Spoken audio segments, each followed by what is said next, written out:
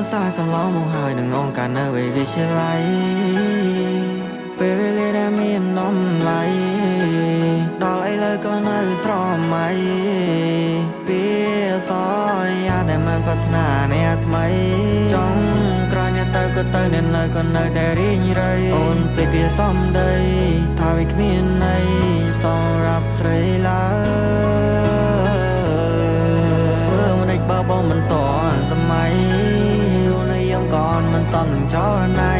ទៅបងលែងដៃលែងអឡោអាឡៃអូនមិនភ្លេចក្តីសម័យដែលយើងបងវ័យដែលយើងសងពេលដែលអូនធ្លាប់ប្រាប់ថាមានតែបងចុងក្រោយជាគេចុងក្រោយអ្នកដែលបានកាន់ដៃអូនមិនមែនជាបងទេនៅតែស្ដា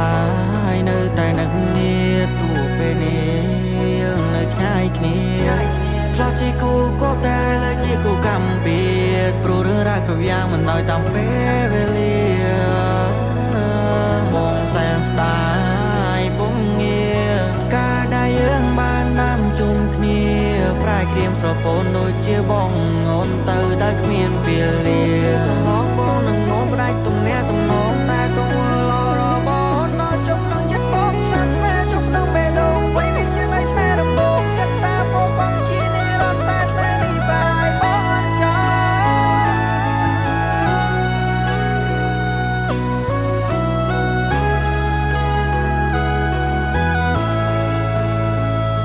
បងក៏មិនតងបើអូនទៅហើយក៏ទៅចោះក្រនៅអាឡោះនៅអាឡៃថ្ងៃដែលយើងផ្ដើអនុសាកន្លងមកហើយនឹងអង្គការនៅវិទ្យាល័យពេលវេលាដែលមាននំឡៃដល់ឥឡូវក៏នៅស្រមៃពីសយាដែលមិនប្រាថ្នាអ្នកថ្មីចង់ក្រោយអ្នកទៅក៏ទៅអ្នកនៅក៏នៅតែរីងរៃអូនពេលពីសំដីថាវាគ្មានន័យសម្រាប់ស្រីឡើ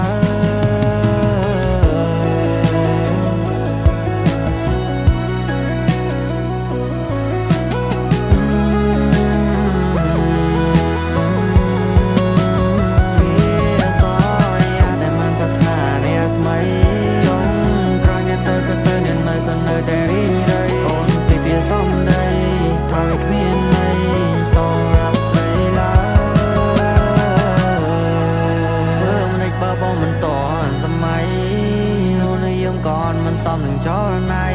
ទៅបងលែងដៃលែងអឡោអាឡៃអូនមិនភ្លេចក្តីសម័យដែលយើងបងវ័យដែលយើងសងពេលដែលអូនធ្លាប់ប្រាប់ថាមានតែបងចុងក្រោយជាគេចុងក្រោយអ្នកដែលបានកាន់ដៃអូនមិនមែនជាបងទេនៅតែស្ដាយនៅតែនឹកនាទោះពេលនេះយើងនៅឆ្ងាយគ្នាធ្លាប់ជាគូគប់តែលើជាគូកម្មពៀតព្រោះរឿងរ៉ាវគ្រប់យ៉ាងមិនឲ្យតាមពេលវេលាបងសែនស្ដាយពុំងារការដែលយើងបានដាំជុំគ្នាប្រែក្រៀមស្រពោនដូចជាបងអូនទៅដែលគ្មានពេលលា